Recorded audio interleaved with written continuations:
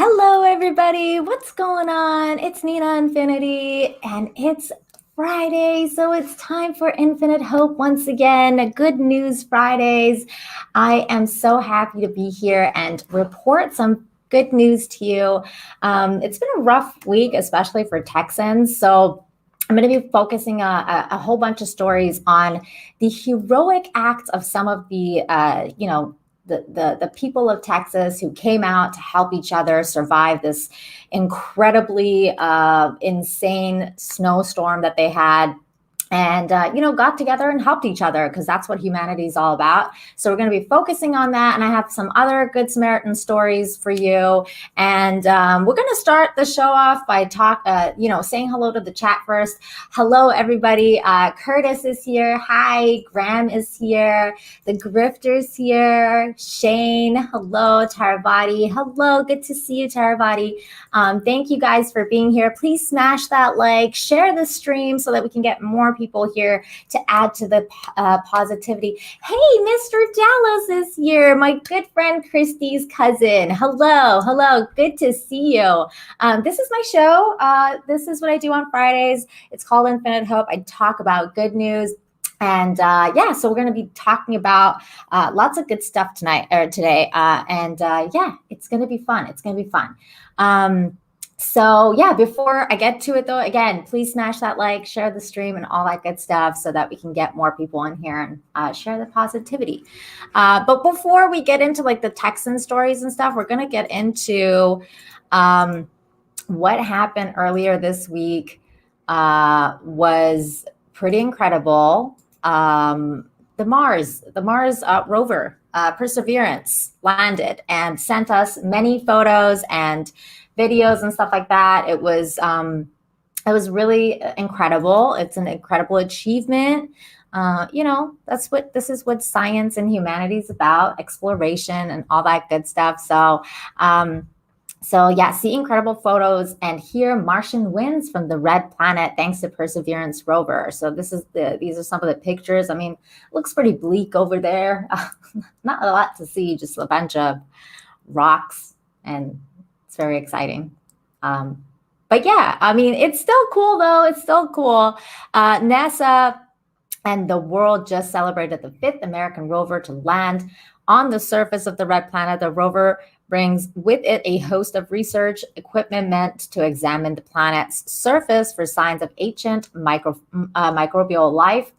The data will take a while to put together, but in the meantime, monitoring equipment like microphones and cameras have already set back some exceptional media tastings of how immersive modern Mars exploration can be. On Sunday, NASA released the first ever audio recordings of Mars. You can even hear the sounds of the wind blowing on the 4th planet from the sun. And that's pretty, incredible. Let's see if I can hear it here. Can you guys hear that? I can't hear anything. Oh, there it is. Oh, whoa. I mean, I can hear it, but I don't know if you guys can hear it. The link is in the description down below, so you guys can check that out and hear these Mars sounds. Here's some more photos of it. This is, I guess, the parachute when it's landing.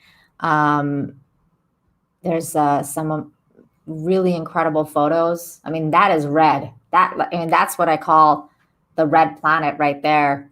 It's kind of like Scarlet Witch. So cool. I love that. And here it is again when it touches down. We are starting the This was deploy cool. right maneuver, where the spacecraft will jettison the entry balance masses in preparation for parachute deploy and to roll over to give the radar a better look at the ground. Indicate chute deploy. The navigation has confirmed that the parachute has deployed, and we are seeing significant deceleration in the velocity. Our current velocity is 440 meters per second at an altitude of about 12 kilometers from the surface of Mars. Heat shield set. Perseverance is now slowed to subsonic speeds, and the heat shield has been separated.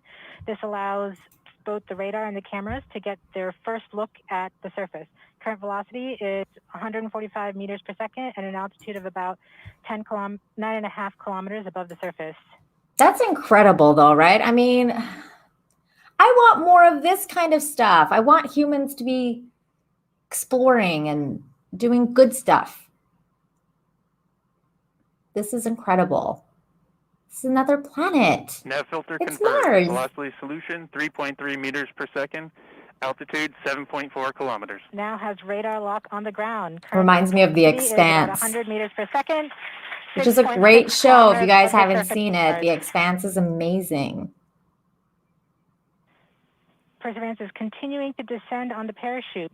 We are coming up on the initialization of terrain relative navigation and subsequently the priming of the landing engines. Our current velocity So is we're not going to 90 watch this meters whole per thing. second. I just wanted to show you guys how cool it was.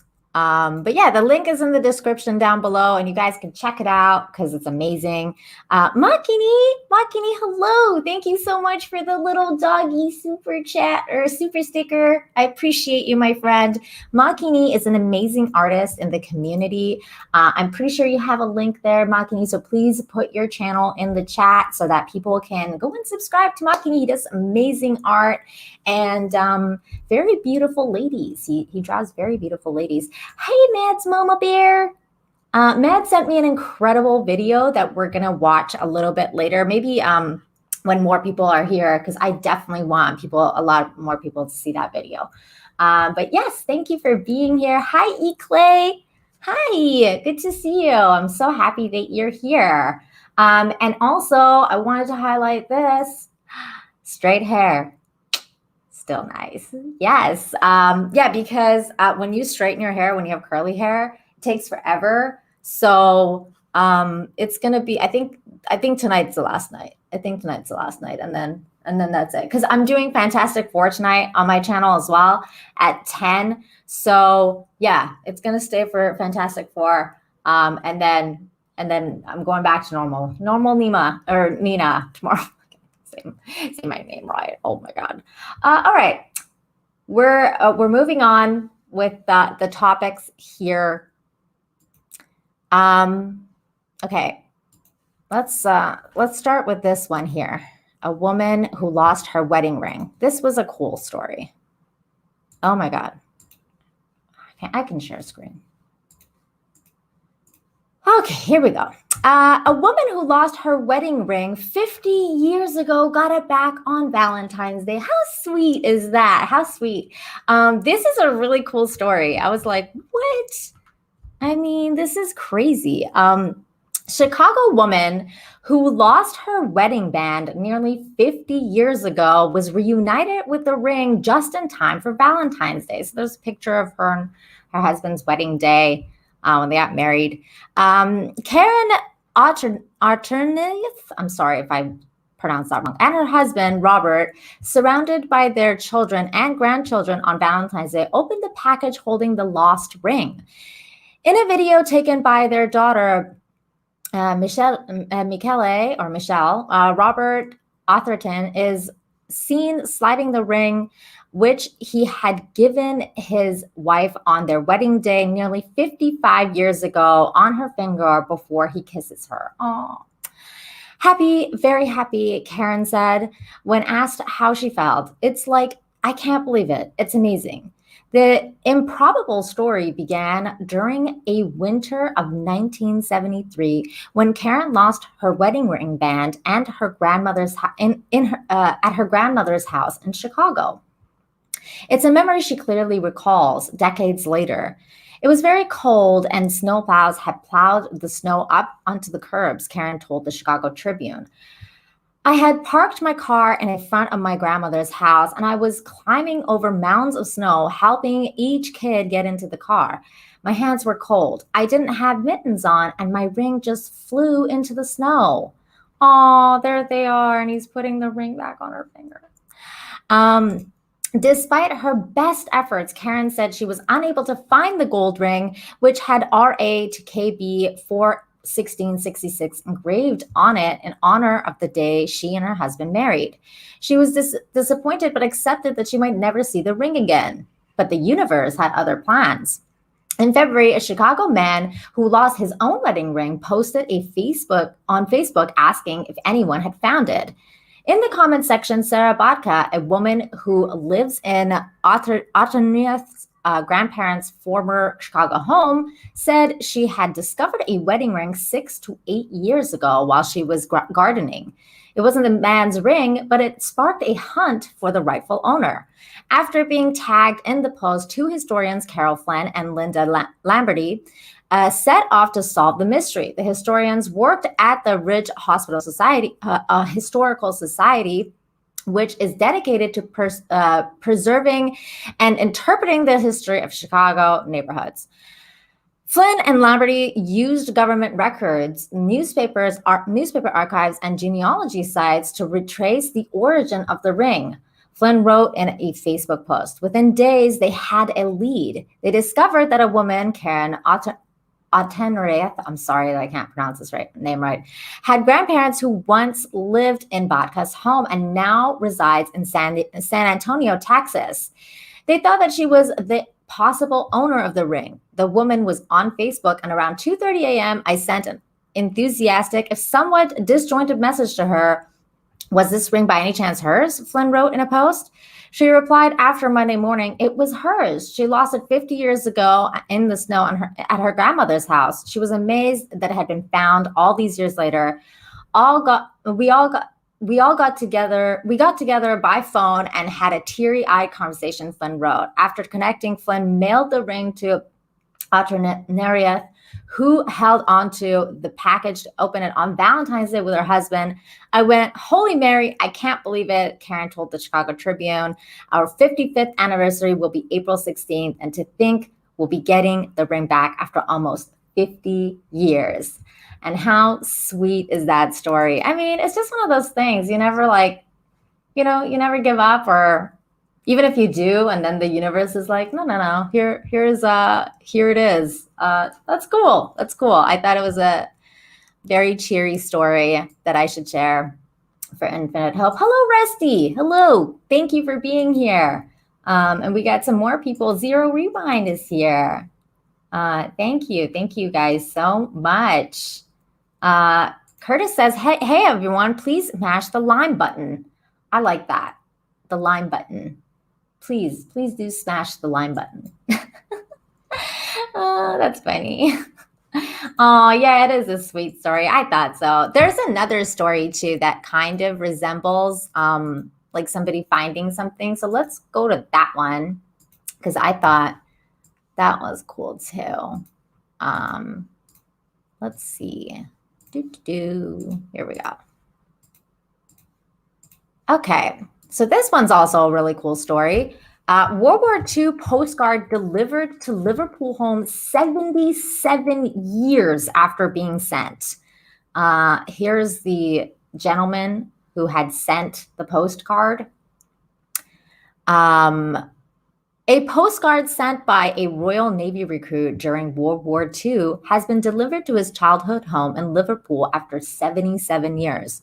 Bill Caldwell was 18 and in his first week of training at HMS Raleigh in Torpoint, Cornwall, when he wrote saying he was in blue at last. Mr. Caldwell's adult children have seen the postcard for the first time after it was delivered on Friday.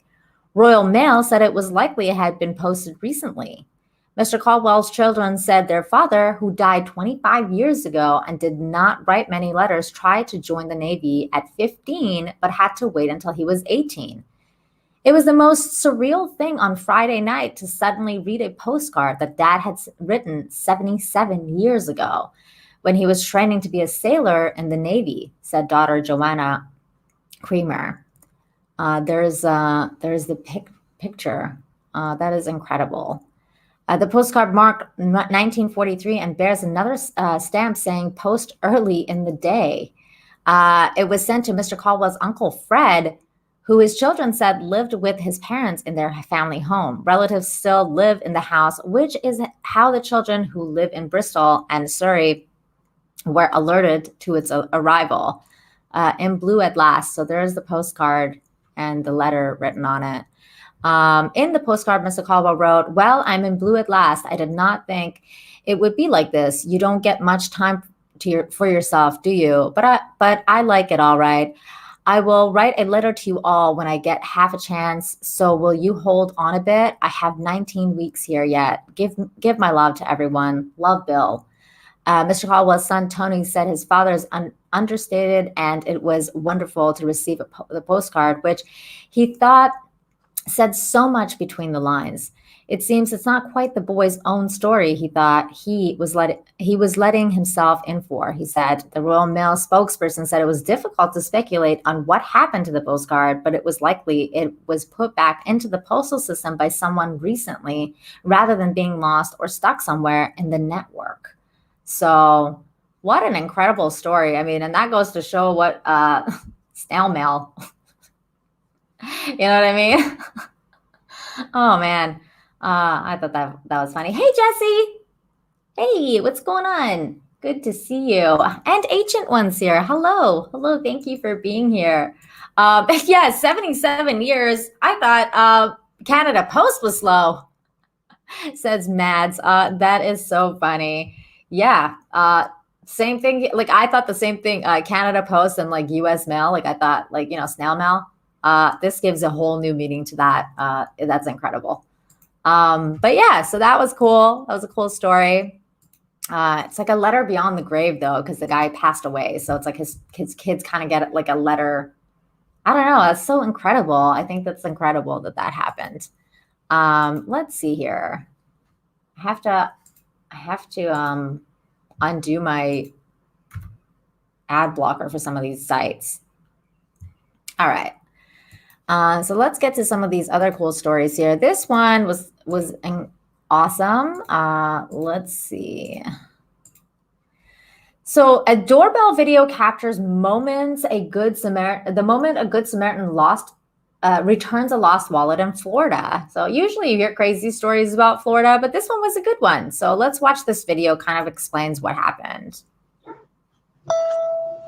When the doorbell rang at Deborah Crosby's Yulee home Saturday night, a special delivery was waiting. Camera recording. Hey, how you doing? I found your wallet at Walmart. This man, who Crosby calls her guardian angel, was there with some good news after some bad luck. I'm like, my God, this person went out of his way. Crosby dropped her wallet in the parking lot of this River City Walmart in North Jacksonville. She did not realize it until she was checking out. Anxious as anyone would be, she began to think about what it would take to replace all its contents. And I'm going to have to replace my military ID, my driver's license. I'm going to have to take off work because they're not open during, hours when I get off. But as she was driving home, a notification pinged her phone. Hey, Miss Crosby. Someone was at her door.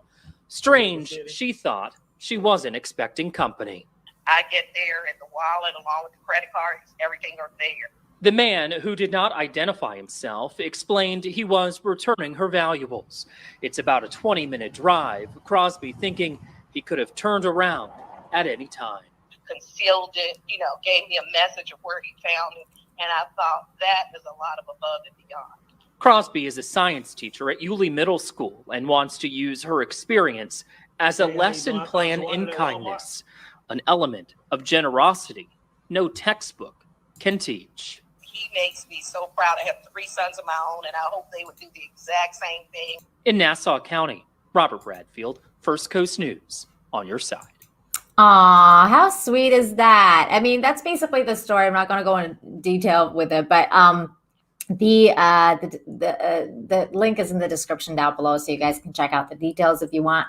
But I thought that was super cool because usually you hear really crazy stories coming out of Florida, and also this is what you're supposed to do. When you find a lost wallet, you're supposed to return it to its rightful owner. I wouldn't even take it to the police because usually wallets have IDs inside it with the person's address. I would just drive it to their home so that they know that there you go. There's your there is your wallet. And I'm sure he looked and saw the lady had a military ID and stuff like that. So it wasn't some crazy person. You're not going to their house. But yeah, I thought that was cool. Yes. C01 agrees. That dude is a great guy. I agree. Hello, Jeremy 5 Russia approved. Hello, hello. Good to see you here. And Dastardly, hi, hi. Thank you for being here. I really appreciate you. Um, sounds like someone I'd like to hang out with. Me too. Me too. Um, yes, it is. This is Good News Friday. Yes. Hey, Will. Well, hair girl. This is the best part. This is the best part, Will. I love it. I love it. Oh, it's so funny.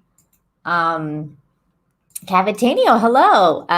Sensing a theme with these stories. Yeah, lots of it's weird. Sometimes the week just gives you like certain stories that like kind of just randomly align and it gives you a theme. So I mean I go with it because most of the other themes are like about Texas and what people did during the snowstorm, which we will get into. What I'm going to share now. Oh, thank you, Jesse. Thank you. Thank you so much. Thank you. Zero rewind. I missed the curls personally. Oh, well, they're coming back tomorrow. They're coming back tomorrow.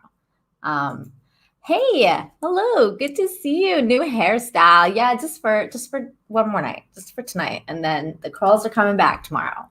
That's funny. My husband says the same thing, by the way. He's like, I like your curls better. Oh, that's funny. Okay. So, you know what I'm going to do? I'm going to share that other video now that Mads sent me because we're talking about Good Samaritans returning things. And this video was very touching. I'm not even going to lie. I had tears in my eyes while I was watching it.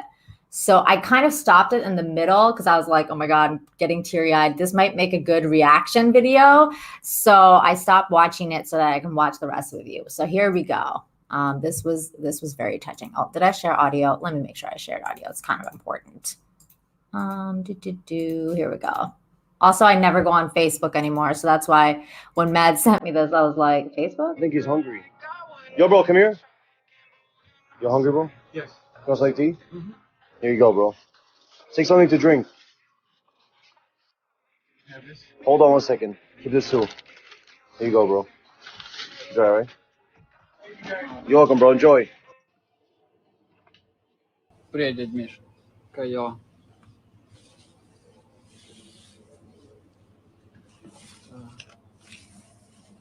Сегодня можешь взять, сколько тебе нужно. Единственное, если я тебе серьезно говорю, если ты только на выпивку не потратишь денежки. That's so cool. He just like gave him some money out of the tip jar. And the guy wasn't even greedy. He didn't even take more. He just took one. Like that's incredible. Honesty experiment. Honesty experiment. I love this. See if he finds it. Oh, he found it. Bro, yo, this is mine, bro. That's not yours? Nah. Oh, thank you for being honest, man. You want that cake? Yes, please. You can have it for free, okay? For real, man, that means a lot. Anytime, brother. I'm going to put this in for him. Here you go, bro. Bro, thank you. Anytime, man. Let's see what he does. Oh, you found it. You found it. What happened? Put it in here again. I know, I gave it to you, bro. This is an honest experiment. You can have it. Bro? Yeah, you can have it. Oh my God! This is my first time having a phone, bro. This means a lot. Honest experiment. Oh. This is when he walked in. Let's see if he finds it. Oh, he found it. Oh, he found it. Yo, bro, Hey, what's up, man? I found this AirPods. That's not yours? No. Oh, okay, just for being honest, you can have this for free, okay? Really? I'm gonna give you a bag. Thank you. I'm gonna give it to you. Enjoy, brother. Have a nice day, right? He's so happy. Look at him. Oh. Let's see what he does. Honest people. I love this. Oh, he found it. Oh, he's coming back. He's coming back. Hey, what happened? Yo, bro, you put the AirPods in my bag, bro. Yeah, I give it to you, bro. Just for being honest, you keep it. This is an honest experiment. I do these all the time. Really? Yeah, you can have it. And you Now can I can listen to music.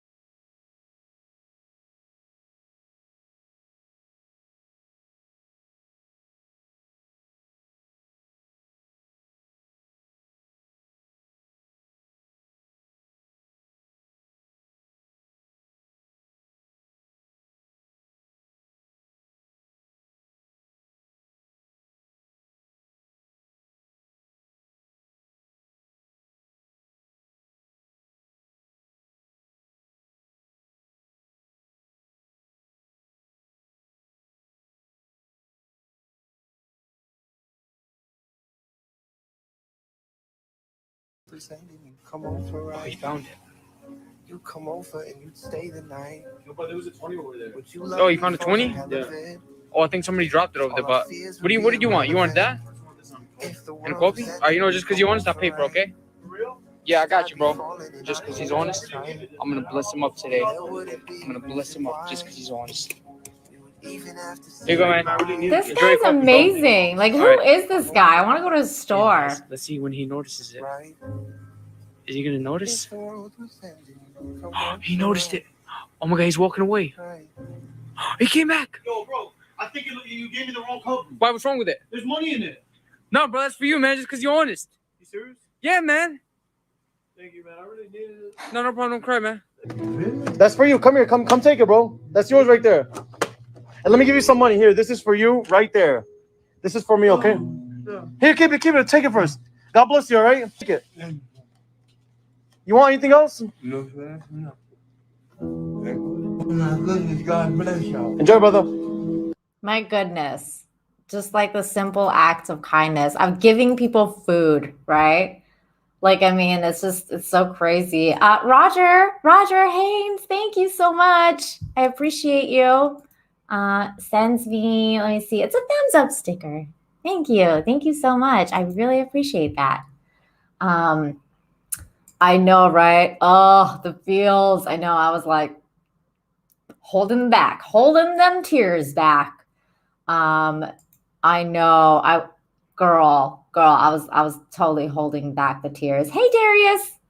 Hello. Hey, Shellback.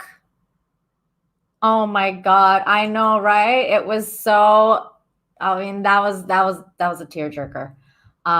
Will says, I was thinking it would be really good to set up a nonprofit that buys people's debts. That's a good idea. And then second part of the message, then instead of chasing them for money, say that if they volunteer some time into their community, you'll let them off their debts. I love that idea, Will. I love that idea. I wish that there was more like people that thought like that. Jesse says it's terrible how some people have nothing. I worry too much about money and hypothetically losing it. This makes me reflect on what's important. You're very welcome. I agree. Sometimes like you need to kind of take stock into what you have and, you know, like what's important in life, right? Like the other night, like something happened to me. It was really basic. And then I heard I had the craziest thing actually about my friend's baby, who I'll be talking about later in the stream. And I was like, my problems are not that big of a deal, because once you have like health issues, or your baby or somebody you know has health issues, like that's the kind of stuff that really matters, you know. Or like if you're going hungry, or if you're homeless, you know, that's the kind of stuff that really that those are real life problems, you know. So really got to take stock of what you have and be grounded, right? And be grateful. Hello, Vigilante Williamson. Yeah, that guy's really cool. I would like to know where he is so that I can send him a thank you note. Oh my God, I was not ready at all, says Zero Rewind. Yeah, I'm telling you, man, that video was. Thank you, Mads, again for sending me that. Yeah, he's dropping 50s too. That was crazy. The dude was giving hundreds away. I mean, good for him, right? Darius, thank you so much for the $1.49 super sticker. What is it? Let me see. It's a popcorn. Yay, popcorn. I love popcorn. Popcorn is the best. Shellback, since you're here, I'm going to quickly cover this story because I thought of you immediately. Hello, Mr. Nobody. Hello. Says, damn, Nina.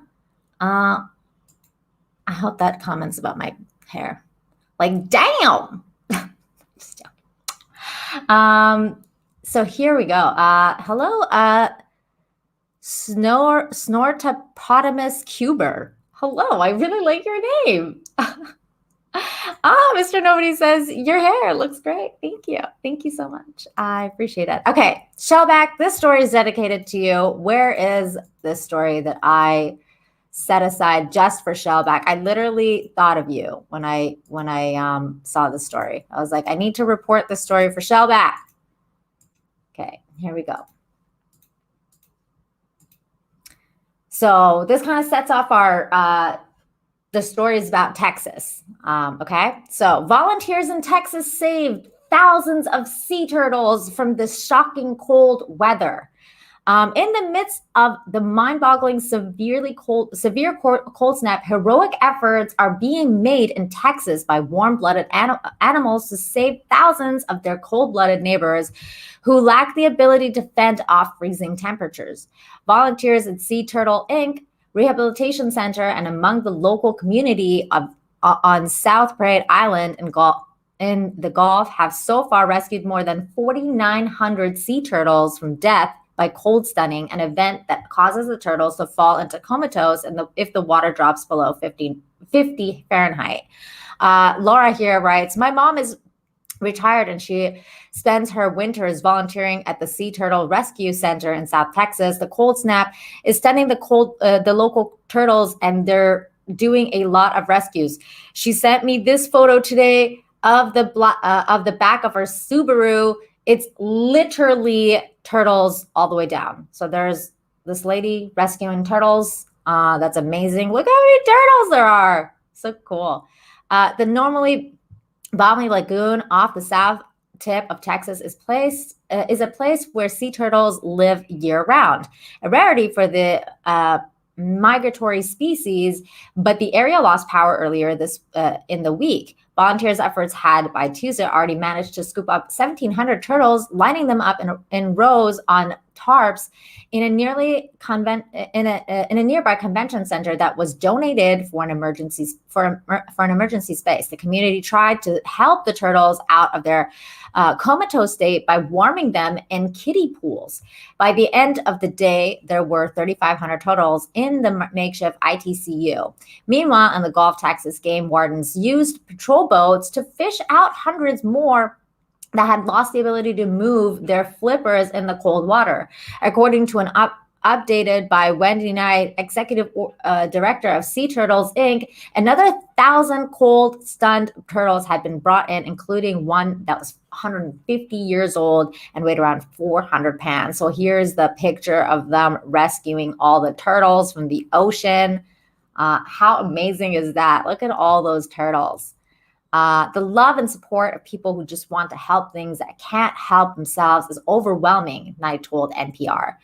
It's a huge, huge community effort. Gina McClellan, a 71-year-old retired professor and volunteer, told the Washington Post. We very often don't even think about the cold's impact on animals because we're so worried about our own electricity and water.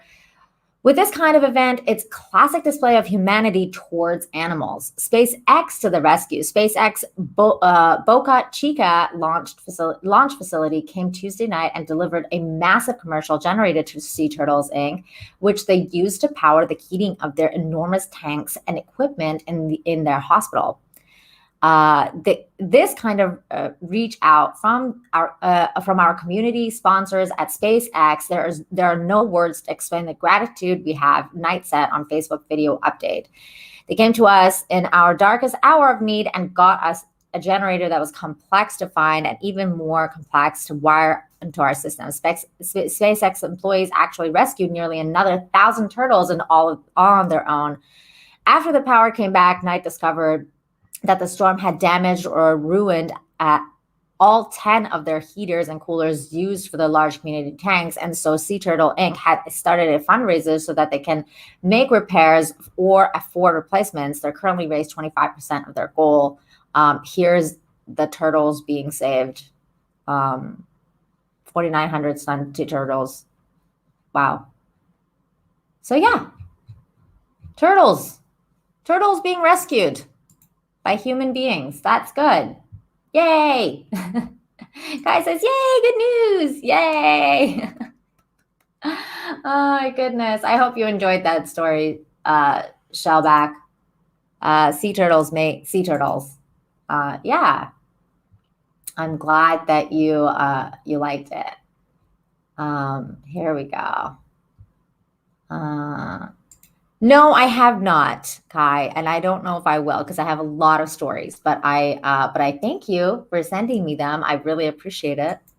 Let's see here. Zero Rewind says I like turtles. So yeah, that was cool. That was a cool story. Let me see. Okay, just want to make sure that I didn't miss any super stickers while I was reading that. Okay. So then we go to another Texan hero story. Here we go. Texas bakery gives away thousands of dollars in groceries to help those hardest hit by storms. The owner of a local bakery in Austin, Texas, are helping their community dig out from devastating winter storms that struck last week by donating thousands of dollars worth of food to those in need. So here they are doing that. That's wonderful. The storms left millions across Texas and Mississippi Valley without power, water, and access to food for days. Beleaguered by freezing temperatures that began last Monday and stretched into the weekend. It was devastating. That's really the only word to describe it, Jessica Tomberlin said. Jessica and her wife Janessa run Crema Bakery, and they lost their own inventory after the power went out for 3 days. When the storm hit last week, it was just chaos and madness for everybody. Grocery stores have been out of all the staples. Lines are really long, and we've got a lot of families and a lot of elderly in our community who just need a way to be able to get food, Jessica said. As food supplies and water resources slowly become available, the Tomberlins have spent at least $5,000 of their own pocket to purchase groceries, including fresh produce, eggs, chicken breasts, and hot soup. They hope to feed up to 1,000 people through the rest of the week, relying also on crowdfunding efforts to get meals to hungry residents. The Tomberlins told CNN that approximately 400 people picked up food at the South Austin business in the last 2 days, including Edith Rios, an elementary school teacher who's helping some of her low-income students and families with deliveries. Having these conversations today has been very difficult. Hearing what some of our students have to go through, Rios told CNN. And if we can run over here and grab a mom that needs milk, a gallon of milk, that's great. You know, right now I have families that don't have basic things, or are going to struggle to pay rent, or are going to struggle to pay bills, or are struggling to put food on the table. Rio said. I had one mom who said, "Hey, I really need milk," and I didn't even tell her I was coming, because what if they don't even have milk by the time I get there? After getting the milk at Crema Bakery, Rio said she was heading straight to her student's home to drop off the bags of food. When asked about about how Texas handles the storms, Jessica criticized the lack of preparation from the state leadership and noted that difficulty conditions may already face with COVID-19 pandemic. The people who were at the middle or lower income were already at such disadvantage because of COVID, and then you compounded this with the storm and literally everything shut down for a week. A lot of people won't be able to recover, and it's just really sad, she said. Being in the position that we are, we feel responsibility to our community, Jessica said. Our job is to feed people, so we were less worried about getting things going for ourselves and more about getting the shop back open and being able to mobilize our community and feed people who need it most. And that's what they did. So, I mean, there you go. Heroes. People who were able to gave back, you know, and that's what heroes are made of. People who can do. And that's incredible. I think that's an incredible thing when you see stuff like that. Wow. Yes. Wow, indeed.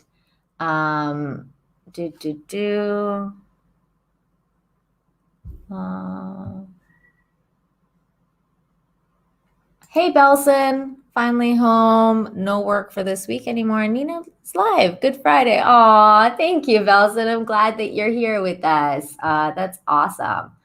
Yeah, it was really nice to see people stick their necks out to help turtles. Nice pun, Clay. Nice pun.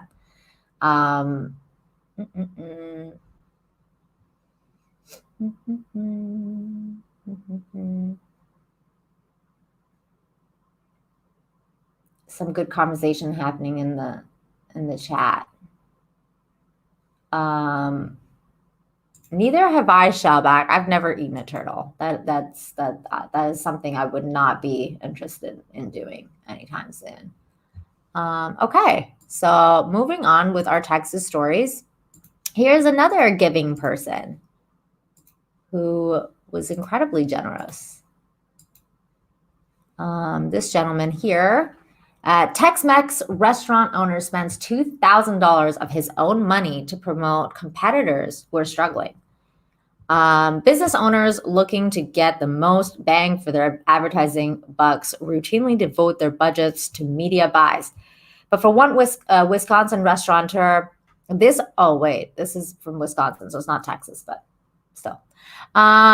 His optimum return on investment came from an entirely different source promoting the competition.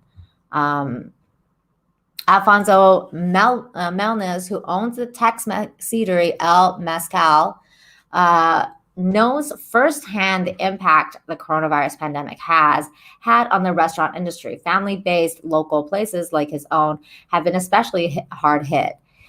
It's perhaps why he understands better than most that small businesses aren't simply a source of revenue. They're at the heart and soul, vision, sweet quality lives, and livelihoods of the people behind them. People who are your friends and neighbors. People Adolfo Mendez believes in because he is one of them. To help stave off the restaurant's cutbacks and closures in his community, Melendez purchased more than $2,000 in gift cards to other neighborhoods, eateries, and has been raffling them off to his customers via Facebook. Olympia family restaurant owner Peter Ana Diaz truly appreciates the selfless gesture in these COVID-19 times, or in COVID times. It's very important to eat local, small mom and shops, he told WKOV 27 News. Let's watch that, because I think that it's a little bit of a video here. Here we go. Morning, a Wisconsin restaurant owner is lending a helping hand to other struggling businesses in town. In north central Wisconsin, El Mezcal owner Adolfo Melendez decided to spend more than $2,000 that he'd originally earmarked for advertising on gift cards to 7 other area restaurants. He's raffling them off on his restaurant's Facebook page. The receiving businesses say that they appreciate the generosity and they know pushing through the pandemic is a team effort. COVID times, it's very important to eat local, small mom and pop shops, and he understands that. And for all of us right now, it's a tough time. Melendez plans to have 2 more gift card giveaways in the near future. Aw, how sweet. I love humans. Good humans are hard to find, and that person is a good human. So yeah, I like that. I like that a lot. Okay, back to our, wait, what is this? Hang on. Why is this news about WandaVision? This is not what I wanted. It's like the website that I picked, like kept playing the video, I guess, and then now it's like gone into like 2 or 3 different videos. Let me just pull up the link again.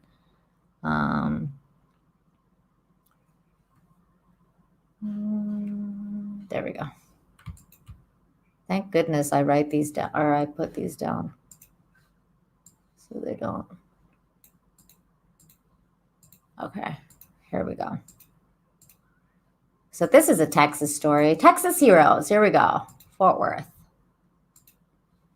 All right.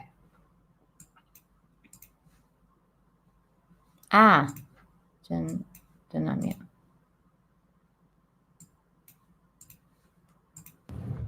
Earlier this week, when firefighter Jamie Cashin ended up on the side of the road in the bitter cold, he believed there was a reason. I've been led a direction, and that's all it is. I mean, either you can believe or not believe. It happened when a mutual friend in Fort Worth asked for a ride to work. Along the way, Jamie noticed a homeless man limping down the street. And I said, "Hey, brother, are you okay?" And he goes, "No, I'm trying to get to my van." I said, "Get in. It's really, really cold." And he goes, "Yeah, I've got frostbite on my leg." He gave that man a ride, And when he was done, he found 2 more out in the cold and took them to his shelter. In my mind, I'm like, oh my gosh, I just can't turn a blind eye when people are freezing. The next morning, Jamie was back, caring for Fort Worth's homeless. Before returning, he put out a call for help. Pretty soon, someone showed up with coffee. Someone else brought breakfast, and others took those with frostbite to get treatment. There's a lot of good people out there. We got some good ones in Fort Worth, Texas.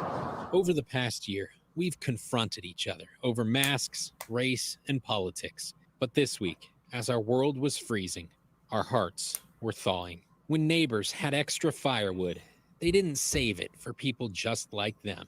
The comfort of a shelter wasn't reserved only for those who share the same beliefs. And when the roof was caving in, no one cared about the politics of their guardian angel. For many people, the snow and ice were devastating, but through it, the cold revealed our warmth. The brightest stars are those that shine for others, and I love that quote. And it's my job to go out and shine for these people that can't. Eventually, the lights will come back on and life will return to normal. And when it does, will we still have power to love? In Fort Worth, I'm Sean Giggy. Well, that was a touching story. I thought at least he went out and helped people. That's what you're supposed to do.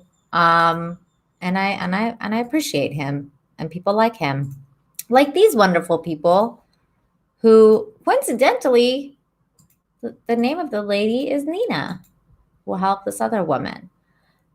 Stranger shelter stranded delivery driver for 5 days during Texas cold snap. Now she's part of the family. Chelsea Timmons decided to make her last delivery because the roads in Austin, Texas were getting slicker. When she ended up getting stuck in the customer's driveway, there turned out to be a big silver lining. Not wanting to walk up the driveway, the Heb grocery employee tried to make it up the steep slope with her car, but slid helplessly into the garden.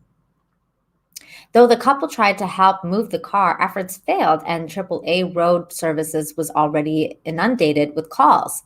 That's when Nina Richardson and Doug Condon decided, with the weather getting worse and safety concerns growing, she needed to settle at their house. It's just what you do when stuff shows up, Nina told ABC News. We have daughters, and we hope if they were ever in a situation like this, that there would be someone who would open their house and help them, added Doug. Over dinner, they learned that Chelsea would like to open a bakery someday, and soon volunteered to bake them delicious gluten-free coconut cake. And there they are. She slept in a spare room for 5 days, became friends with the dog, and realized how lucky she was overall. I found out my apartment lost power, so being stuck here actually turned out to be a better situation. Most of my family lost electricity for several days. I definitely ate a lot better here, she exclaimed. They made me feel comfortable and made me feel like part of the family. And here they are. I'll just play this video for a couple of minutes so you can see them together. They're sweet. And they helped her. That's heroic. We are headed into day 6. So almost a full week. I came Sunday afternoon. But hopefully I will be out of here by tomorrow. The road should be cleared out. Nothing gets to Sunday morning, there was just a whole bunch of HEB deliveries, everyone prepping for the winter storm. So I got an order. I decided it was going to be my last order. I headed to the house. I text Nina, let her know I was on my way, and she texted me back, be careful, the steps are slippery. So I had that in my mind as I was headed to their home. I get to the home and their house, their driveway slants down. It's a pretty steep slant. And I started going downhill to try to drop off the groceries. I didn't want a chance walking because I was just thinking it's slippery going down this hill. But my car started going down. I kept slowly tapping the brake, but it just kept moving forward. And I just watched it slide right into the flower bed, right in front of their Can you imagine home. how stressed out she was? And I called Nina, let her know that my car was stuck and I couldn't get it back up. Doug came out to help try to see if he could help with the situation while I unloaded the groceries. And it didn't take long to realize that I was gonna be stuck at the bottom of this hill. We weren't getting that car back up. It was just too icy. As a native Texan, that's just not something we deal with at all, not on a regular basis. You know, we had Chelsea kind of turn her car around in the driveway to try to get a running start to see if she could get it back up the drive onto the road, but she got about halfway up and then the car just slid right back down. So we realized that wasn't a good idea. So, you know, Chelsea called AAA to see if she could get a tow. She came in the house while we waited for AAA, which as the storm kept getting worse and worse, it was clear that they had higher priorities. So we just kind of said, well, you know, we'll just kind of see what happens. And, you know, there's no reason to try to rush right on into this and try to do something crazy. So let's just kind of play it out and see what happens. And, you know, we didn't have any idea how long it would last, and we just kind of let it go. And one day turned into 5. And Nina tried bird seeds. We tried Epsom salt and water and all sorts of things to try to get the car up the hill. You gotta use kitty litter. It's too dangerous to keep trying, and you know, let AAA handle it.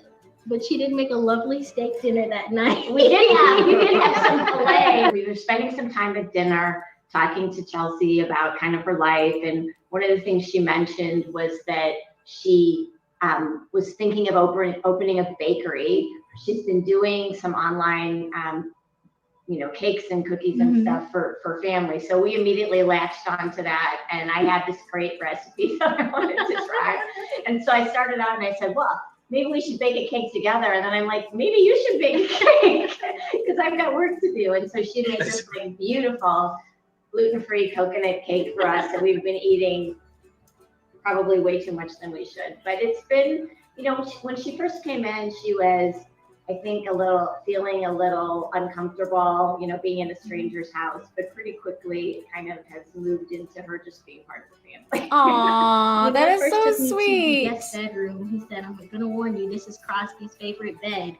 And then later that night, or like the next morning, I just hear boom on my door and the dog busted in and just climbed up on the bed. He just looked at me, acknowledged me, and laid down and went to sleep. And then it wasn't too long after that the other dog, Hattie, would join us in the bed as well. And they just came and just got comfortable very quickly. We have daughters, and you know, I mean, the only thing I can hope is if, you know, one of my daughters was in need in a situation similar to this, that there would be someone that would open their house and help them. So, you know, this is something that, you know, Nina and I didn't even think about this. It was just like, you know, the weather's getting bad, you need to stay here, and, you know, don't worry about it. When things get better, you can go. It's, you know, we have the room, and you know, we're certainly not going to send you out into the These are good people. without even knowing where you're going to go, and we're not going to send you to a hotel. So it didn't make any sense. And it was just, I think it was just kind of a natural reaction that we would have Chelsea stay with us until it was safe for her to move on. So to us, it's been just kind of a funny situation. And so we're kind of surprised that people find this so remarkable, because it seems just kind of, you know, what you do when stuff shows up. So I know back home, I found out my apartment lost water, lost power. So me being stuck here actually turned out to be a better situation than it was if I would have made it home. Most of my family lost electricity for a few days during this whole ordeal. So, you know, we've just been fortunate to have everything still working here, and ended up in a lot better position than I would have if I actually did make it home. I definitely ate a lot better here than I would have if I actually made it home. So I'm so grateful for these two, and grateful that they were not only able, but very willing to just let a stranger into their home and keep me safe, warm, and fed. and make me feel comfortable and make me feel part of the family. And that's just something you don't really see. Nina thinks it happens all the time, but it really really doesn't. It's if rare. my car was stuck in front of anybody else's house, I don't think that I would be in this situation right now. Human kindness is pretty rare. And that's why these people are heroes. I truly appreciate stories like that. I just wanted to, yes, 19K Fox, hello. Thank you for being here. What a blessing. They really were. Dude looks like Dennis Quaid a little. He did kind of look like Dennis Quaid. Dennis Quaid vibes. So Curtis, honey, it's not Final Death Star's son. Since you guys are talking about it in the chat, I'll bring it up. I was planning on bringing it up after before I end the stream. But what's going on is that Final is raising money for his wife's baby Raphael, his wife's cousin in the Philippines, because he got pneumonia and he's in the hospital. And he's very sick, and they need to have him in the hospital for over 10 days. So that's what the GoFundMe is for. He's trying to basically help his wife's family out in the Philippines because, their money, US dollars and other forms of currency goes a long way. So I appreciate you guys wanting to help. So if you guys want to help, please go to Final Death Star's Twitter here. I'm going to share this in the chat. And then we can hopefully there'll be some donations for Final so that he can help baby Raphael. Final's GoFundMe link. It's not his son, though. Just wanted to let you guys know that. And while you're at it, please also subscribe to Final Death Star because we're trying to get him to 1,000. It's criminal that he's not at 1,000 yet. YouTube keeps taking subs away from him. His channel is called Enter the Unfamiliar, and it's where he basically talks about all sorts of mysterious stuff that's going on. UFOs, hidden mysteries, Bigfoot sightings, like things like that, like just really mysterious stuff. And he does it in like this Twilight Zone kind of vibe. And I really appreciate Final Death Star. So if you guys want to, please subscribe to him and help him out with Baby Raphael's fund because that's what we're supposed to do, right? Help each other out. That's what community means. So if you're able, please chip in anything like $1 or $2 or $5, whatever you can. And if you can't, just share it. Just share it on Twitter or your social media if you're on Facebook or if you're on anything, Instagram, maybe like put it up on your stories or whatever. And let's help this family be able to save their baby by putting him in the hospital and having their bills help their bills. So sweet, Final. Yeah, Final's the sweetest guy. He's a top-notch person in my book. Don't worry about it, Curtis. Don't worry about it at all. There's a lot of stuff going on, so it's not a big deal. And I appreciate that you care so much that you brought it up. So thank you very much for that. Oh my God, did you get it? Did you get it? I'm so excited for you. Sporking News Podcast has been talking about having a new PC for, as long as I've met him, like since like 6 months ago, he's been talking about this new PC. So if it's finally here, hooray, hooray. Oh my God, thank goodness. Thank goodness. So you're going to be all set for Sunday's stream. Jesse says, gave some, it's up to 1,000. I would give more, but I just ordered washer and dryer. No worries, Jesse. I appreciate you, man. Thank you so much. You just like this, all you can do, right? It's all you can do. If you can donate $1, donate $1. If you can't, don't worry about it. Just share it. It's all good. You are such a wonderful person for donating anything. I appreciate you. Thank you so much. Thank you. I'm sure that Final is very appreciative. Yes. I'm so excited for you. I'm so excited for you, Sparking. That's good news. That's good news. You know what else is a good news? This here is a really good news, but it's also kind of sad that this happened to this poor girl. But at the same time, like, life is crazy, right? Life is up and down. Hero rescues 7-year-old girl found wandering alone in Inglewood. A man being called a hero rescued 7-year-old girl Wednesday evening who was found wandering alone in Chicago's Inglewood neighborhood. So there he is, and he rescued her. 46-year-old Tony Taylor spotted the girl near 59th Street and Halsted at approximately 5 p.m. without a coat or shoes. I did what anyone should have done, Taylor said. I jumped out of my car and stopped traffic, took my coat off, picked her up, and I called 911. In a Facebook video, Taylor said 7-year-old was wearing a pink and blue onesie and had a computer in her hand. Her feet were like icicles, and she was crying, trying to walk through the snow, he said. I asked her name, and she couldn't. Her mouth was shivering so bad. Taylor put the girl in his car to warm up next to his 5-year-old daughter, he explained. Taylor's daughter hugged the girl, he said, and told her that they were going to pray for her. Aww. She just looked at me and said, Sir, I love you. And I said, I love you too. I said, you will be safe. And I called help, and help is on the way. And she just said, thank you, Taylor said. The 7-year-old Taylor she told Taylor she did not want to return home because she said her parents hit her. The girl said she had left her home, according to officials. Police said the girl was transported to Comer Children's Hospital for evaluation and placed in protective custody. The Department of Family Services was notified, and detectives are investigating, officials said. Taylor received praise from people across the community for his actions Wednesday evening. I told Mr. Taylor, I said, you're an angel. You saved this baby's life. Stephanie Coleman said, this could have been a totally different situation. We could have been standing here today offering reward amounts for a missing child, but instead we're standing here praising Tony and his wife, community activist Early Walker said. Taylor and his wife said Thursday that they're interested in adopting the 7-year-old once she is out of the hospital.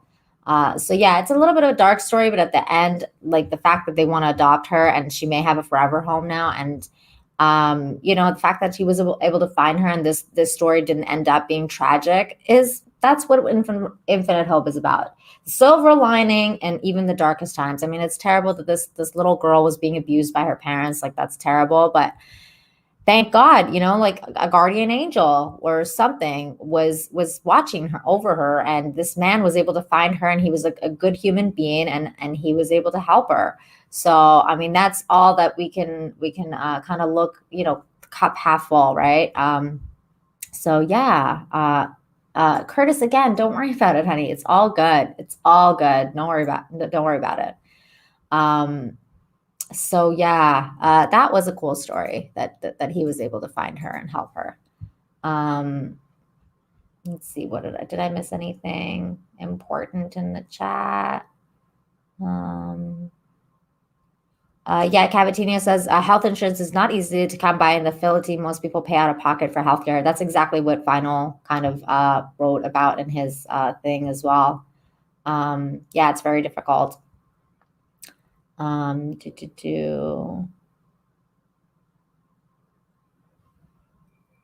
Will Gentry says, don't want to burst your bubble, but we have no idea how the story will end. There's a very good chance she'll end up back with her parents. That's true. I mean, that's very true. But at the same time, at least she was found by this man who was able to help her. And now it's kind of like gone into her system.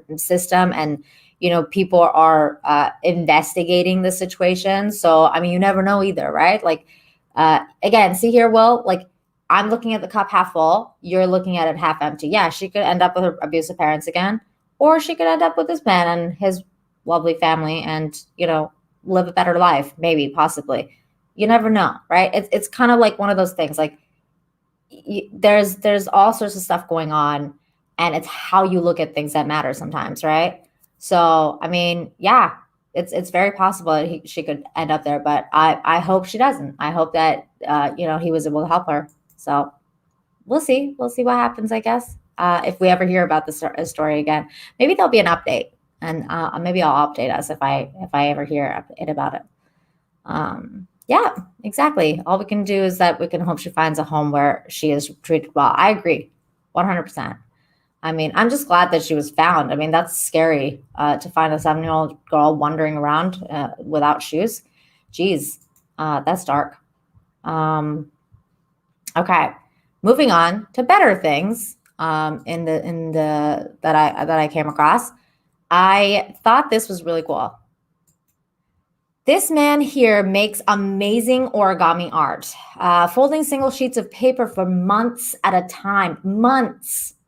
So this is the guy, 23-year-old Juho. I cannot pronounce this name. I'm sorry. Began folding origami models when he was just 8 years old. More than a decade practice has him super skilled in his chosen endeavor. And so he making paper characters inspired from history, folk tales, books, movies, mythologies, and more. Every piece of art he makes is folded from a single square sheet of paper, and there's never any cutting involved. So he makes these beautiful figures. I mean, look at these. That's insane. From a single piece of paper, he made this dragon. Dancing pear. That's incredible. Luhi. Wow. We got a spear warrior. Hearn the hunter. Wow. Look at that. That's incredible. Assassin. That's incredible. Fiendish maiden. That's so cool. Angelic knight. He never cuts the paper. Like, this is just folding. There is a video here. We're gonna check this out. But I mean, it's just like, this is some next level stuff right here.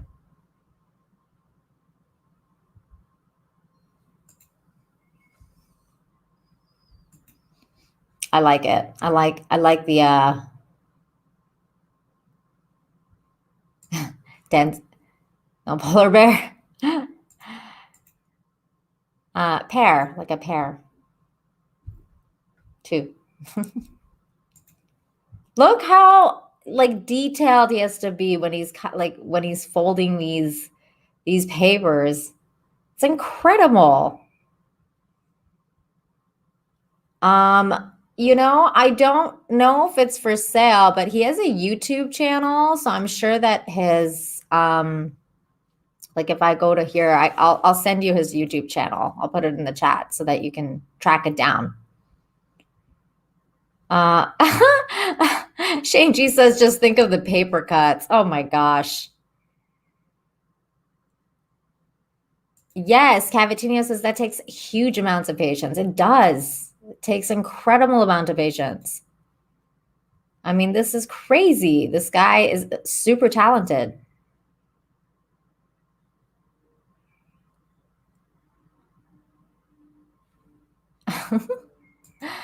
I can't even fold writing paper into envelopes without screwing it up. I know, right?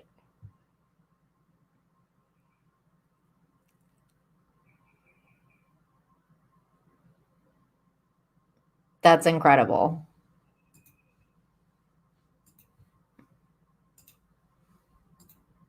Oh, did I stop it? I was trying to get the link for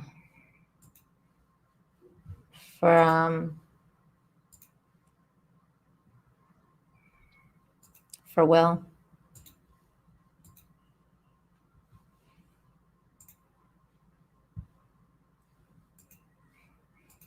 Sorry about that. I'm going to subscribe to his channel.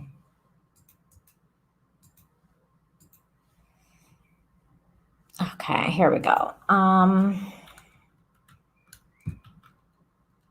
Origami YouTube.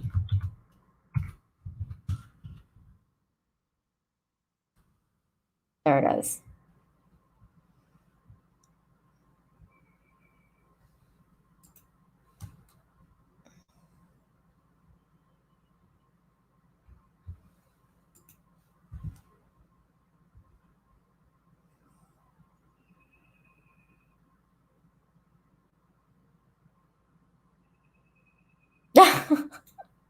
Shane.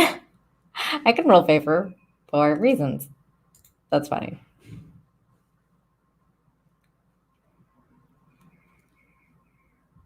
That's incredible though, man. That is cool. I mean, this guy, he has talent.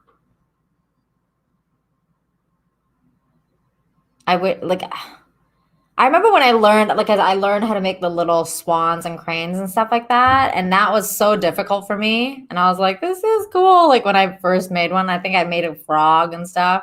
But this is like next level. Like, oh my God.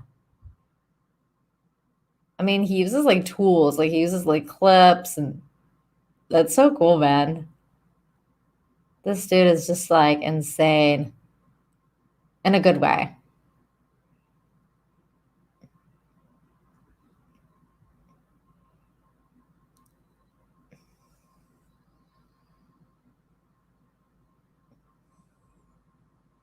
Damn, look at that. That's so cool, man. Incredible stuff. There you go.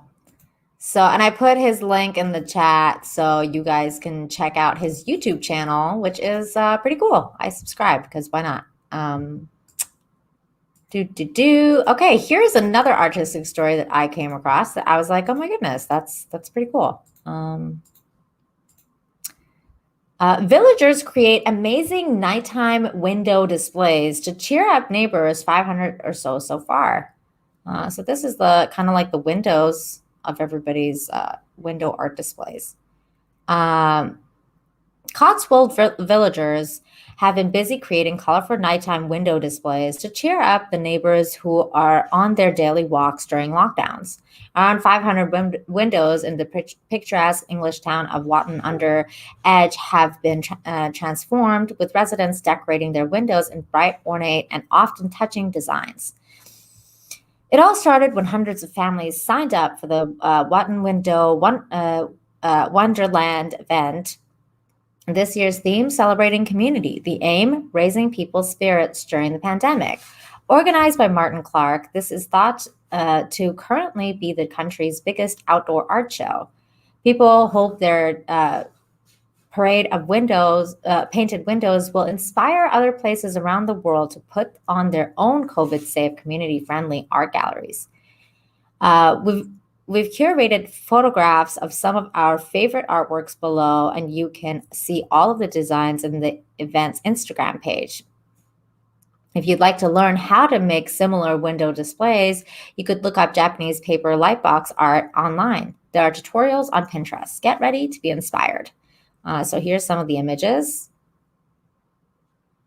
That's really cool. And again, the link is down in the description. So if you guys want to go check out their Instagram and stuff, that's where you can access this. Birds in flight and happy times. That's incredible stuff. Beautiful art. The simple things that matter. Aw, that's beautiful. Little doggy. Honor the arts. Wow, these are really creative people. The healing power of nature.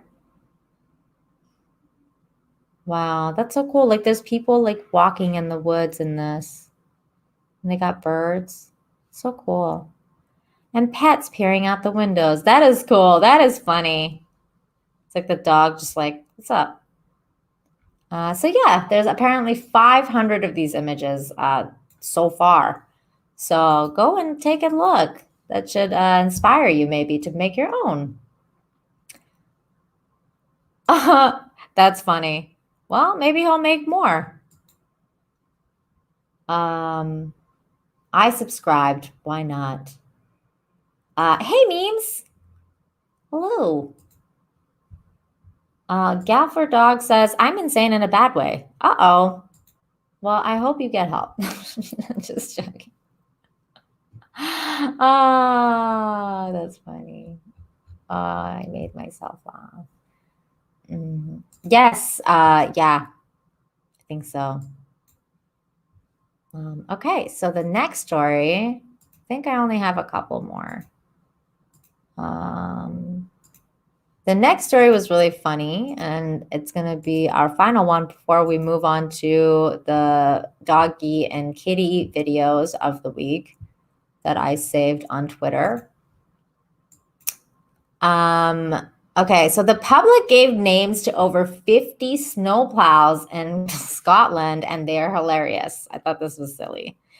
Far from the disaster that christened an English ship Boaty McBoatface, Scotland held a public drive to name more than 50 plow trucks responsible for keeping the roads safe for motorists, and the results are too funny. So this one's called Lord Coldemort. That's great. The contest was organized by IMA, the company responsible for maintaining public highways and bridges, performing inspections, and keeping the roads clear from the debris and snow. Running from December 23rd to January 23rd, online submissions took puns to a new level, with many tributes to the nation's late beloved film star Sean Connery. Of course, they included every possible way on Wintry Words Magical, and a simple GPS app allows you to see where each truck is deployed, marked with their locations with their unique name. No sickly distanced, socially distanced, snow sickly distance. So yeah, Sleetwood Mac. Here are some of them. You're a Blizzard Harry, William Wallace, Brimstone Plowboy, Spready Mercury, Sled Zeppelin, Lord Coldemort, Carrie Bradthaw. That's funny. Spready Van Halen. That's pretty good. Mary Queen of Salt. Salt Disney. That's funny. Oh my God. That's good. And here are top 5 fun Bond themed tracks. On Her Majesty's Slippery Surface, Coldfinger, Dr. Snow, You Only Grit Ice, License to Chill. You're welcome. That's funny. I liked it. It was a cute story. What did you guys think? Oh, we were talking about puns, and Stieg appears. Hello. Hello. Did you see all those puns? How'd you like that? Is Curtis leaving? I saw somebody say bye to Curtis. Bye, Curtis. There you are. Bye. Have a good dinner. Hopefully I'll see you later on my channel at 10 p.m. I'll be doing Fantastic Four with John and Fatal. I don't think Raging Rhino will be there tonight because he has to go to a wedding. But should be fun still. We're going to talk about stuff. Oh my. Yeah, loving the puns. The puns were fun. And then Stieg appeared. It was so funny because as I was reading the article, I was thinking about Stieg. And then he came. Zero Rewind says, Lord Coldemort does not forgive easily. Lucius, bring me my ice cream. Oh, that's funny. Oh, I like that. Leonardo DiCaprio. Oh my God, that's funny. Don't worry about it, man. I can never think of good puns. I'm not good at puns. Says I can't think of a good snow pun, and I'm a polar bear. Damn it.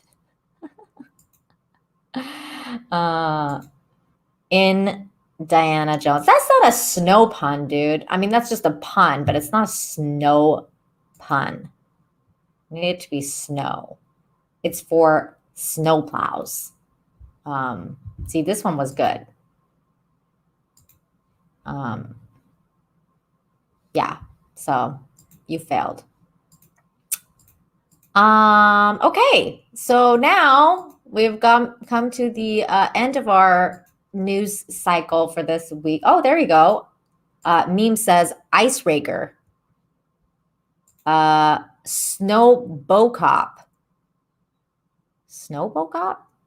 Oh my God, like RoboCop. I get it. That's funny. I like it. I like it. Oh my God. Maybe how snow will you blow? Oh man. Hey Scott. Hey. Hello. Good to see you, man. Thanks for being here.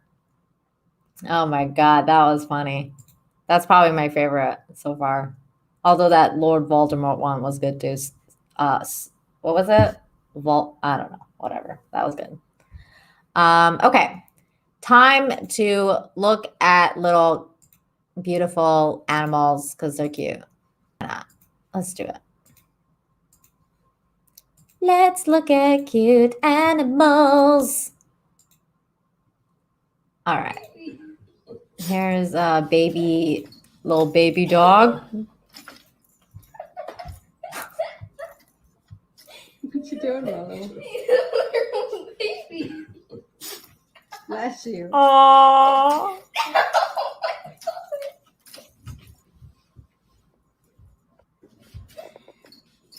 Little baby doggy. What you doing, Mama? That's too cute. He thinks he's a baby. That's adorable. And I also love the kid laughing in the background. That's so cute. Like she's just like cracking up over how cute this is. Okay, this one was cute too.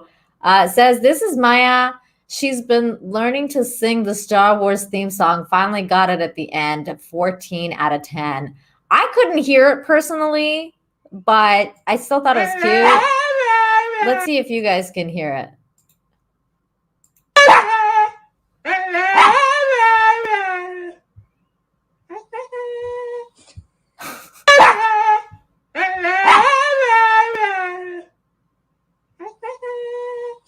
Aw, he's so cute. There was a really funny comment on here too. Let me see if I can find it. Okay, there it is. This was a funny comment.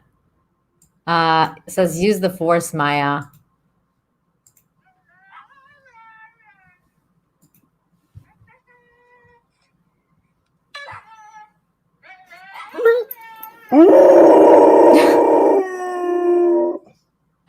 This one was like Chewy. He's like, ah.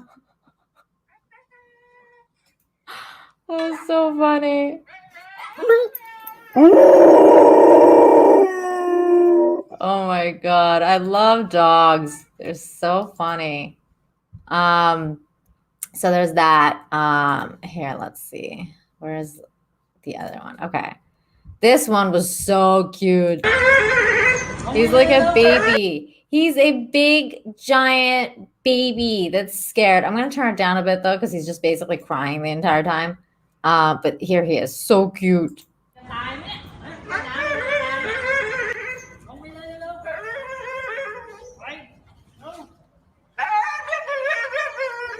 He doesn't want to get in the water. Aww.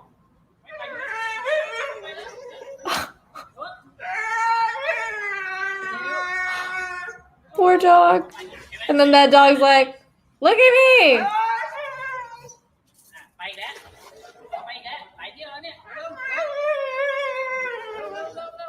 Oh, he's like a giant baby. He didn't want to go. He was like, don't make me do this. Don't make me go into the water.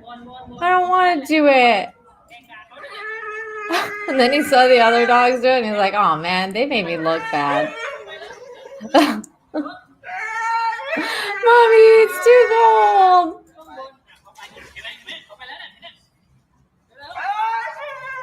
Oh, I can't stop watching this video. It's too cute.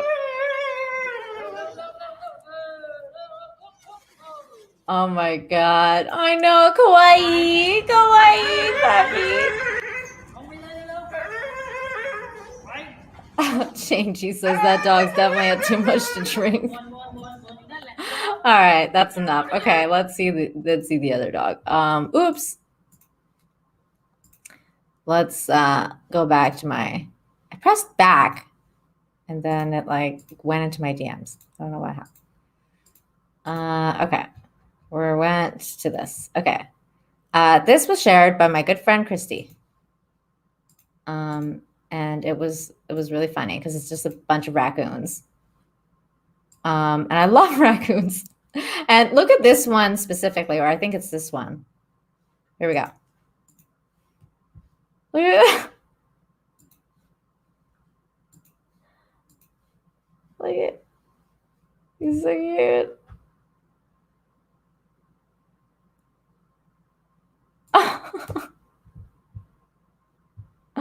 Oh no, so cute. Trash pandas.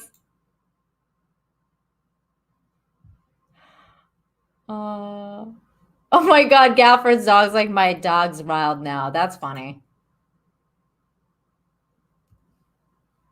Oh my god. I just love raccoons. They're so funny. All right. So that was that. Here's a couple of kitty cats.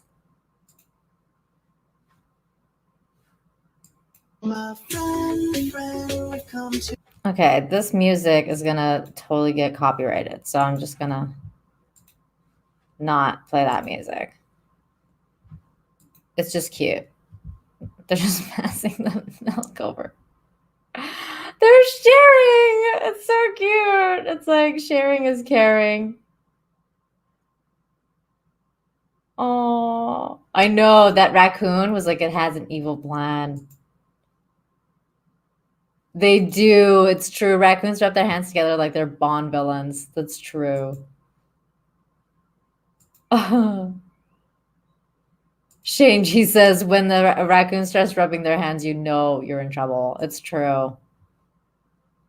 Oh my god, these cats are too cute. I love cats. And then there was this cat. I died laughing at this yesterday or the other day because my old cat Luna, when we used to live on our land in Canada, there used to be a cat that looked exactly like this that would come to the house and stalk her at the window, and she would go nuts and she'd be like just like scratching the window. But the other cat looked exactly like this, and it was this video. I lost it because I was like, this is hilarious. Okay, but this one needs music because this is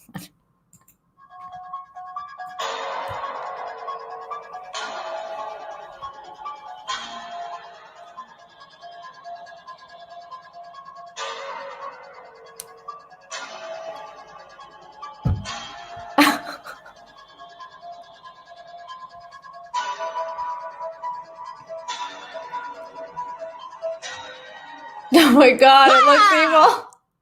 And it looked at the camera. Did you guys see that? He like looked at the camera for a second. I was like, oh my god. Look at his eyes. He like looks at the camera.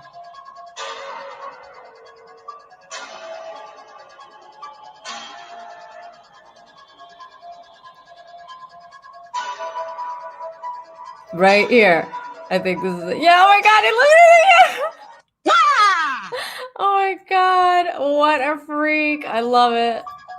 That cat was funny-ish. That was good. That was good stuff. Okay, here's another one from a tiger. I don't understand what this was about because it just says tiger pulling tourist car. I don't know if that's scary or not. Like, is it going to eat the people inside this tourist car? Because that's insane. It's going to bite it out. Oh my god, it's filming the whole car. Like, what is happening right now? Oh god.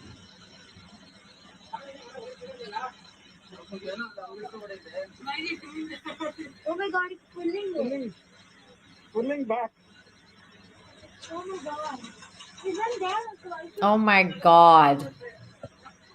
Okay. Like, what? Oh my god, it's filming the whole Like, car. what? This freaking tiger. Let's see there's some comments in the chat.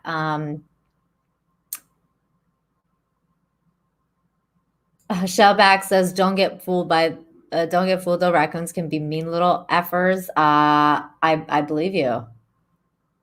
Yes, the cats were sharing food. It was so cute. Scott says, Nina, isn't it amazing the amount of different animals on this planet and what they do? I agree. I mean, I love animals. They're so cute. Most of them. He also says, they say cats on average, if they are outside cats, wander around 3 to 5 miles a day. Wow. That's pretty cool.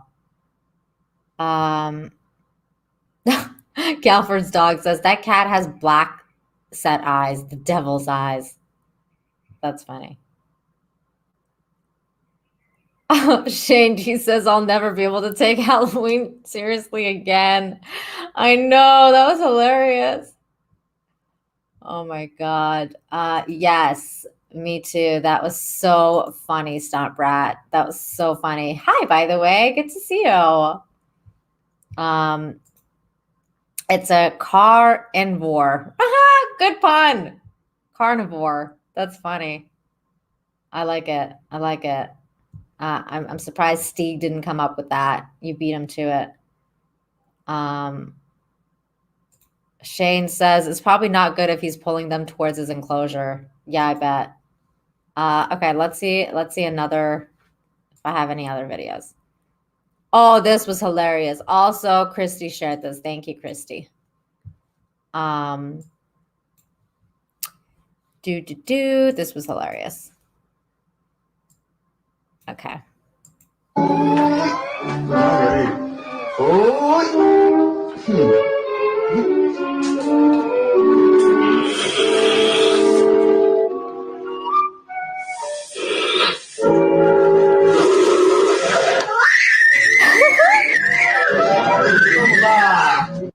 Oh my God, the kid like freaked out.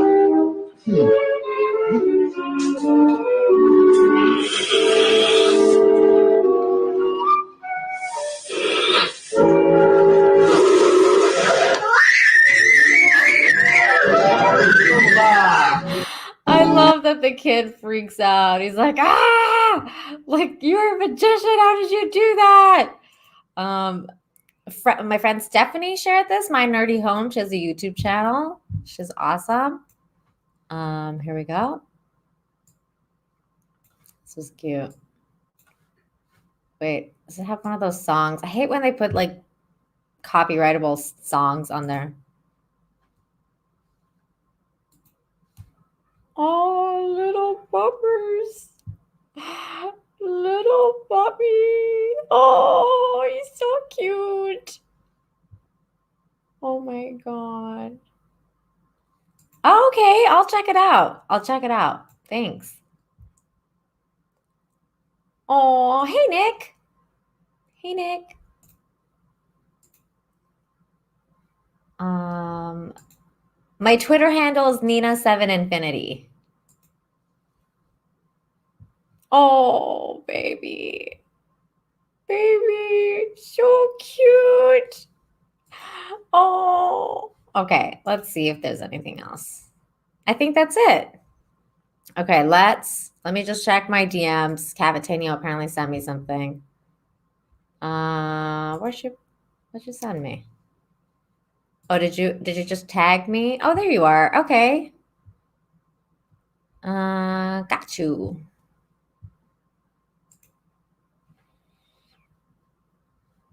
Okay. It's on Reddit. I had to click on Reddit. Okay. I trust you, Cavatanio. You've sent me some good stuff before. What is this?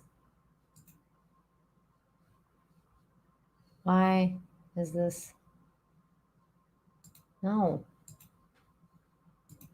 I don't know why this is doing that. I think I have to just, yeah, I had to allow ads or something. Okay, here it is.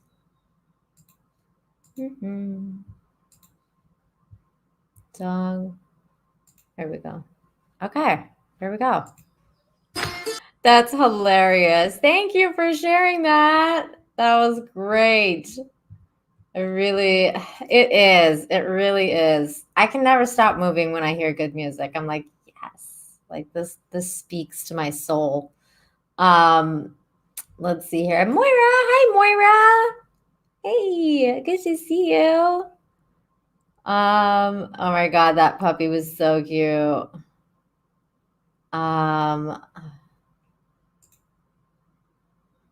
Bless him, he can't get over because of his tummy. Yeah, because he's too cute and fat and fluffy.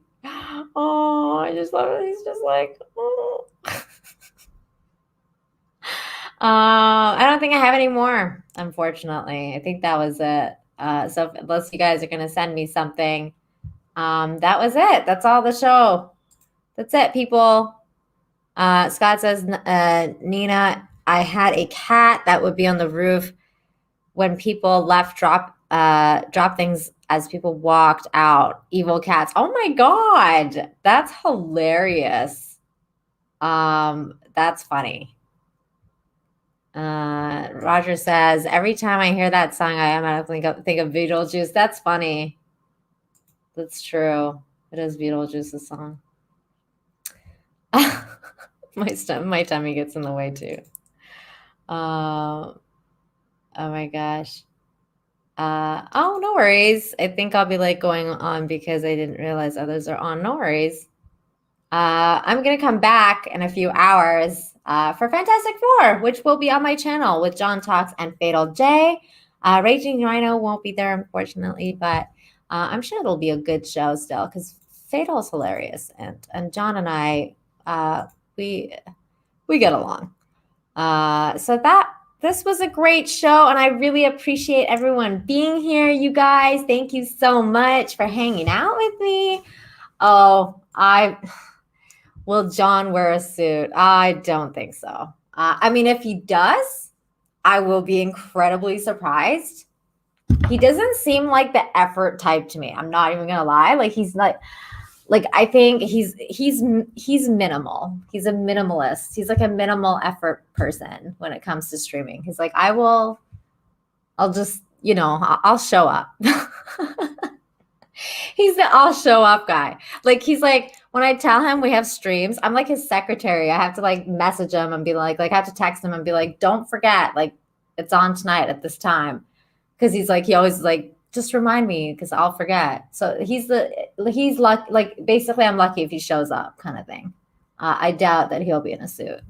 But if he is, I mean, that would be amazing because I would be so shocked. He's like watching this right now and then he'll be like, challenge accepted. But I doubt it. I doubt it. You're welcome, memes. You're welcome. Oh my God, right? Mega Mac knows John too. That's exactly what he would. I can see him doing that. Like he'll be like, I'll wear a shirt with a picture of a suit on it. I just cannot imagine that he would make an effort. But I mean, who knows? Maybe. Also says another great episode. Your hard work putting this together is appreciated. You're welcome. I love doing this. Believe it or not, this is actually really fun. Darius says, Nina, thanks for spreading positivity just in time for the weekend. Hair looks great, by the way. Thank you so much. I really appreciate you. This is probably the last day it's going to be like this for a while because, the curls want to come back. They're demanding their return. And some people apparently miss it, like Zero Rewind. And my husband, who's like, I like your curls better. He says, Shubhack says, I like those shirts. I like those shirts too. I also like the shirts that are they sell them here because we like the beaches here. They have like the bikini tops on them. And then they have ones that are like topless for men. And it's like they're wearing like a bathing suit and they have like chest hair. I like those. I like those shirts. Yes, this is what I'm trying to do here. Have a light in the dark time. That's what I'm trying to do here. Spread some positivity. Oh yeah, Scott, thank you. You look way better like this. Do I? I like my curly hair. I personally like my curly hair better. But you know, it's nice. It's a nice change. It's a nice change. Uh, I like my curly hair. I think it's very, I don't know, it defines who I am, you know? Like that's how I was born, with curly hair, with wild curly hair. I think that's why I was such a crazy child, is because I had such wild and curly hair. You can never tame that hair. Even when you straighten it, it wants to come back. Like, it's like, no, I don't want to be curly. I don't want to be curly. I don't want to be straight. I want to be curly. You are not supposed to be straight. This is unnatural. Scott says, I have curly hair and I freaking hate it. Yeah, I used to have that. I was like that when I was younger. Like, it was kind of like a love-hate relationship. And when I was much younger, it was definitely a hate relationship. I freaking hated my hair. Because, you know, like, it takes a while to be able to like figure out what kind of products to put in your hair and to like tame it and make it look reasonable. And when I was little, I had like this giant fro. Like, it was just like it was not good. But that's why I like straight hair, because I can play with it and it's fun. I can run my fingers through it. I know, like, I feel like it's like really it's kind of self-soothing. Like, last night, I had all this internet problem on the Queen's Council, which, by the way, didn't happen once this stream. Yay! So fixed. Yay. But like last night, I was having all these problems, and then after the stream was over, I just like went and sat down, and I was like, like, I was just like running my hands through my hair and being like self-soothing myself, because I was like, oh my God, at least I have straight hair and I can do this. It's kind of like, it's very orgasmic in some ways. It's weird. It's weird. It's very like, what's the word I'm looking for? It's like, I forget the word, but it's sensual. It's sensual is what it is, because it, like, you know, touches your skin, and it's soft, and anyways, it's nice. It's nice. Shane says, I have curly hair, have to shave to keep in check, getting grays in my temples too. Oh, yeah, that sucks. But yeah, curly hair is it's a lot of work. It's a lot of work. I'm not, but I have an emergency one. I'm using this thing, which is like a signal booster, and it's working really well. I'm fine with that right now, but I have the emergency Ethernet cable over there for if that ever happens to me again. So I will like directly connect, but I don't want like wires everywhere around here, because it's just, wire management is a bitch. So I'm gonna try and like keep this for now and see how it goes. So far, so good. So Scott says, Nina, try every once in a while reset your internet box. It might help, as the lines don't like line up down cold and hot weather. Dude, I reset my internet box like 3 times last night. It was. I think my computer and my internet had like demons last night. It had a yokai. I don't know if you guys watch Yokai Watch, but it had a yokai. I think only Mecha Random would understand that joke. But it definitely, I feel like it had a yokai in it. It just didn't want to work, because it was really weird, because I was like my internet was working. It just, the signal wasn't strong enough, so I couldn't get on StreamYards, but it was working at the same time. Oh my God, it's Fatal J. Hey, Fatal. Hey, says Nina's hair brought me here. Fatal and I are going to hang out tonight on my channel. You guys come and hang out with us, 10 p.m. Eastern. We're going to be chilling. We're going to talk about Superman and how J.J. Abrams is getting involved, and that is uncool. Fatal, we're going to have so much fun. Nina, when you go live, you have to make sure no one is using the Wi-Fi as well, even on your phone. I know I did that last night too. Like, I made sure my phone wasn't on Wi-Fi. No, my husband was asleep, so nobody was working or doing anything else. So it was just the weirdest thing, Fatal. And I feel like I've solved it for now. So thank goodness. But like, yeah, yokai. Yokai means demon in Japanese.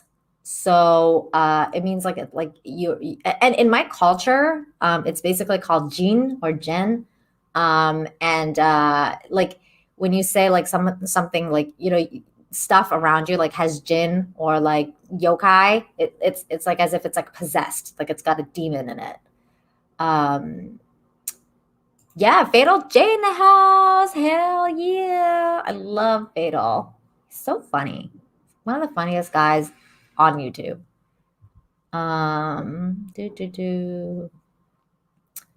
Yeah, we're gonna have fun tonight. Everybody have fun tonight. Yeah, Jean. Well, we call it Jen in Farsi. But yeah, okay. I caught up with the chat. Don't have much else to say. It's been a great show. So I'm gonna call it because I think like Friday Night Tights is also starting. So everyone's probably gonna want to go check that out. So again, thank you so much for tuning in this Friday for Infinite Hope. It's been beautiful hanging out with you guys for a couple hours. And make sure you smash the like, share the stream, and comment down below even after the stream is over. And I'll be sure to release the highlights of the stream for people who weren't able to catch the live stream so that you can, you know, get some positivity. Probably around Monday or Tuesday, I'll upload that. So thanks again, you guys. I hope that I'll see you tonight for Fantastic Four. It'll be fun, 10 Eastern. And yeah, so catch you guys all later. Bye.